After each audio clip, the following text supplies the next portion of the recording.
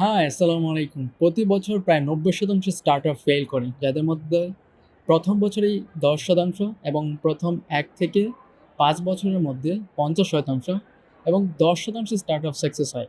এবং আমার personal experience থেকে এবং হচ্ছে entrepreneurial জার্নি থেকে আ আমার যেটা মনে হয় যে একটা আইডিয়াকে সাকসেসফুল বিজনেসে কনভার্ট করতে হইলে বা একটা আইডিয়া বা একটা স্টার্টআপ তখনই সাকসেস হবে যখন সেটা সাস্টেইন করতে পারবে। আর একটা বিজনেস তখনই সাস্টেইন করতে পারে, যখন সেটা রেভিনিউ জেনারেট করতে পারে। সো শুরুর দিকে একটা স্টার্টআপ রেভিনিউ জেনারেট করতে পারে না। আমরা বার্নিং করি, আমরা ইনভেস্ট করি, আমরা একটা আশায় থাকি যে আমার বিজনেসটা হয়তো আগামী ৫-৬ বছর পর আ সাকসেস হবে। প্রত্যেকটা বিজনেসে প্রত্যেকটা entrepreneur প্রত্যেকটা ফাউন্ডার স্বপ্ন দেখে তার বিজনেসটা একটা সময় যে একটা ভালো কিছু করবে। বাট এখানে যে বিষয়টা সবচাইতে ইম্পোর্টেন্ট আমাদের বিজনেসটাকে গ্রো করার চাইতেও বিজনেসটা থেকে কীভাবে রেভিনিউ জেনারেট করতে হয় সেইটা আমার মনে হয় সবচাইতে ইম্পর্টেন্ট। আমরা শুরুর দিকটাতে যে ভুলটা করি যে আমরা চাই যে আমার একটা বিজনেস আছে এটাকে প্রমোট করতে, তারপর ফ্যান্সি একটা অফিস নিতে, অনেক ইনভেস্ট করতে, না বুঝে প্রপার ফাইন্যান্সটা না জেনে আমরা অনেক সময় ইনভেস্ট করি। তো সে ফর এক্সাম্পল আমি আমার এক্সাম্পলে দিই। আমার ফার্স্ট আইডিয়া আ সেটাতে অনেক বছর টাইম দেওয়ার পর আমার একটা এক্সপেরিয়েন্স হইছে যে না এটা এইভাবে কাজ করে না। হ্যাঁ? বিভিন্ন কম্পিটিটর যারা আছে তাদের এনালাইজ করে বোঝা হইছে। বাট আমি যখন আমার 2nd স্টার্টআপ এর কথা বলি আ আলফাইনো, সেখানে কিন্তু আমার কোনো প্ল্যানই ছিল না যে আমার একটা স্টার্টআপ হবে। কিন্তু এটা আল্টিমেটলি হয়ে গেছে কিভাবে? সেটা হচ্ছে যে আমি রেভিনিউ জেনারেট করতে পারছিলাম। তো আমি আর্নিং করতে পারছিলাম। যেহেতু আমি আর্নিং করতে পারতেছি, তখন সেই জিনিসটাকে আমি বিজনেসে কনভার্ট করে ফেলেছি। তো এখান থেকে আমার একটা ব্যক্তিগত এক্সপেরিয়েন্স যে আমরা যখনই কোনো একটা আইডিয়া নিয়ে আমরা কাজ করতে শুরু করব বা আমাদের কোনো একটা স্টার্টআপ প্ল্যান থাকবে, শুরুর দিকটাতে আমরা অনেকেই এটা স্কিপ করি যে রেভিনিউ ইম্পোর্টেন্ট না। আমরা কীভাবে কত তাড়াতাড়ি এটাকে পপুলার করতে পারি, মিডিয়া কভারেজ, তারপর কীভাবে পপুলার হওয়া যায়। একটা বিষয় খুবই ইম্পোর্টেন্ট, একটা স্টার্টআপ যত তাড়াতাড়ি পপুলার হয়, তত তাড়াতাড়ি আবার সেটা ফেইলও করে বা সেটা স্টপও হয়ে যায়। যেটা বললাম যে ১ম ১ বছরেই ১০% এবং ১ থেকে ৫ বছরের মধ্যেই ৫০% টোটাল ৬০% স্টার্টআপ ফেইল করে ফেলে বা এটা বন্ধ হয়ে যায় একদম। এটার রিপোর্ট ১ বছরে। সো শুরুর দিকটাতে যেটা করতে হবে যে আমার যখন কোনো একটা বিজনেস আইডিয়া বা প্ল্যান থাকবে, ওটার একটা প্রপার প্ল্যান আমার তৈরি করে ফেলতে হবে এবং ওই বিজনেসটাকে এক্সিকিউট করার জন্য আমার যে কম্পোনেন্ট বা কোর জিনিসগুলো খুবই ইম্পোর্টেন্ট। তাদের মধ্যে অন্যতম হচ্ছে আমার একটা টিম লাগবে এবং এই টিমটাকে প্রপারলি অপারেশন করার জন্য আমার যে ফাইন্যান্সিয়াল ব্যাপারটা, এটাকে খুব সুন্দরভাবে আমাকে হিসেব করে নিতে হবে যে আমার এই কোম্পানির এই একটা অপারেশন টিম যেটা দিয়ে আমি পুরো কোম্পানিটাকে অপারেট করব, এটা আগামী ৬ বছর বা হইতে পারে আগামী ৬ মাস আমি যদি চালাতে চাই, আমার কেমন ফাইন্যান্স প্রয়োজন হইতে পারে। আমি যদি শুরুর দিকটাতে তাদেরকে স্যালারি নাও দেই, তাহলে কীভাবে তাদের সাথে কমিটমেন্টে যাবো? আমাদের পেপারস, লিগ্যাল ডকুমেন্টস কেমন হইতে পারে? এই ব্যাপারগুলোর প্রপার হিসেব রাখা। আর যেটা বললাম যে ওই স্টার্টআপটা তখনই সাস্টেইন করতে পারবে যখন সেটা রেভিনিউ জেনারেট করবে।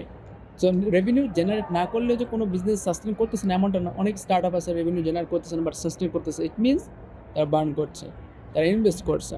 এখন এই ইনভেস্টটা আপনি কতদিন করতে পারবেন? আপনি যতদিন ইনভেস্টটা করে যেতে পারবেন ততদিন আপনার বিজনেসটা চলবে। তো আল্টিমেটলি বিজনেসটা কিন্তু এমনি চলতেছে না। একটা টাকার উপর বা একটা ফাইন্যান্সের উপর চলতেছে।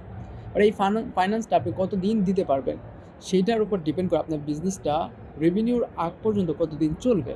তাই সর্বপ্রথম আপনার স্টার্টআপটাকে পপুলার বা স্টার্টআপটাকে ফাস্ট গ্রো করার চাইতেও যেটা ইম্পোর্টেন্ট, সেটা হচ্ছে যে কীভাবে ফাস্ট আমার স্টার্টআপ বা আমার সার্ভিস বা আমার প্রোডাক্টটাকে কীভাবে একটা টাকাতে কনভার্ট করে ফেলা যায় বা রেভিনিউ জেনারেট করা যায়। অনেকের সার্ভিস বিজনেস থাকে যে শুরুর দিকটাতে হয়তো তারা রেভিনিউ জেনারেট করতে পারে না। তাহলে আপনার টার্গেট অডিয়েন্স যারা আছে, আপনি অডিয়েন্স গেইন করেন।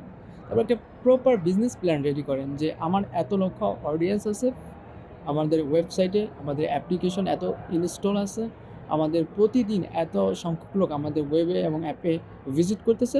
এই যে আপনার বিশাল সংখ্যক অডিয়েন্স আছে, এদেরকে কীভাবে টাকাতে কনভার্ট করা যায়? একটা বিজনেস প্ল্যান চিন্তা করেন যে কীভাবে একটা প্রপোজাল ক্রিয়েট করা যায় যে আপনার এই অডিয়েন্সকে অন্য কোনো একটা কোম্পানির সাথে কোলাবোরেশন হোক বা স্পন্সরশিপ হোক, কীভাবে সেটার থ্রুতে আমি আমার স্টার্টআপে টাকা আনতে পারি। সো স্টার্টআপের শুরুর দিকটাতে আপনি স্টার্টআপের টিম কীভাবে চলবে, এই টিমটা চলার পেছনে আপনি ইনভেস্টমেন্টের চাইতেও আরেকটা ইম্পর্টেন্ট যে কীভাবে এই ইনভেস্টমেন্টটা আপনি আপনার কোম্পানি থেকেই বের করে আনতে পারেন। সো শুরুর দিকটাতে আমাদের মাথায় রাখতে হবে যে রেভিনিউটা কীভাবে করা যায়। যত ফাস্ট আমরা রেভিনিউ জেনারেট করতে পারবো, যত ফাস্ট আপনাদের রেভিনিউকে সিকিউর করতে পারবো, কোম্পানি আমাদের তত তাড়াতাড়ি সিকিউর হয়ে যাবে। আদারওয়াইজ আমাদের কোম্পানি একটা সময় যে আমাদেরকে বন্ধ করে দিতে হয়, একটা সময় আমরা সাস্টেইন করতে পারি না। সো আরেকটা মোস্ট ইম্পর্টেন্ট পার্ট হচ্ছে স্টার্টআপের শুরুর দিকটাতে টিম নিয়ে স্ট্রাগল করতে হয় আমাদের। কারণ একটা স্টুডেন্টের কথা যদি চিন্তা করি, সে যদি একটা স্টার্টআপ শুরু করে বা একটা গ্র্যাজুয়েট যে কিনা একদম সদ্য গ্র্যাজুয়েট একটা স্টুডেন্ট স্বপ্ন দেখছে একটা স্টার্টআপ আইডিয়া নিয়ে, সেই সময়টাতে কিন্তু তার কাছে টাকা নেই পুরো টিমটাকে অপারেট করার জন্য। তো একটা স্টার্টআপের একজন ফাউন্ডারের শুরুর দিকটাতে টাকা থাকে না ওই পরিমাণ যে একটা বিশাল সংখ্যক স্ট্রং টিম অপারেট করবে। আবার এখন আরেকটা বড় সমস্যা হচ্ছে, একটা সময় ছিল অনেক ভলেন্টিয়ারি কাজ করতো মানুষজন, ফ্রিতে কাজ করতো। বাট এখন কেউ ভলেন্টিয়ারি বা ফ্রিতে কাজ করতে চায় না। সবার একটা এক্সপেকটেশন থাকে যে আমি কী পাবো? আপনার কোম্পানিতে তারা যদি জব করে তার কী লাভ আপনার এখানে জব করতে? আইদার আপনি অনেক বড় সেলিব্রিটিস, আপনার কোম্পানি অনেক বড়। যখন আপনার কোম্পানি বড় হয়ে যাবে তখন মানুষ হয়তো ফ্রিতে ইন্টার্ন করবে আপনার এখানে এসে। বাট যখন ছোট স্টার্টআপ থাকে তখন কিন্তু কেউ যুক্ত হতে চায় না একদম শুরুর দিকটাতে। So this is most important যে আপনার স্টার্টআপ বা আপনার কোম্পানিটাকে সিকিউর বা সেভ করার জন্য কতটা আর্লি আপনার যে একটা স্ট্রং টিম আছে এটাকে অপারেট করতে পারবেন, এবং এটা অপারেট করার জন্য যে ফাইন্যান্সটা প্রয়োজন সেটা কতটা আর্লি আপনি আপনার স্পন্সরশিপ হইতে পারে বা অন্য কোনো আদার্স ওয়ে হতে পারে, আপনি আপনার এই অডিয়েন্স হইতে পারে বা যে কোনো কিছু হইতে পারে, খুব দ্রুততার সাথে আপনাকে রেভিনিউ জেনারেট করতে হবে। আপনার টার্গেট অডিয়েন্স বা যারাই থাকুক না কেন, আপনি স্টার্টআপের বা বিজনেস আইডিয়া থেকে যত তাড়াতাড়ি আপনি রেভিনিউ জেনারেট করতে পারবেন, তত তাড়াতাড়ি আপনার বিজনেসটা সিকিউর বা সেফ থাকবে। সো দেখা হবে নেক্সট কোনো ভিডিওতে। ততক্ষণ সবাই ভালো থাকবেন, and as always thanks for watching.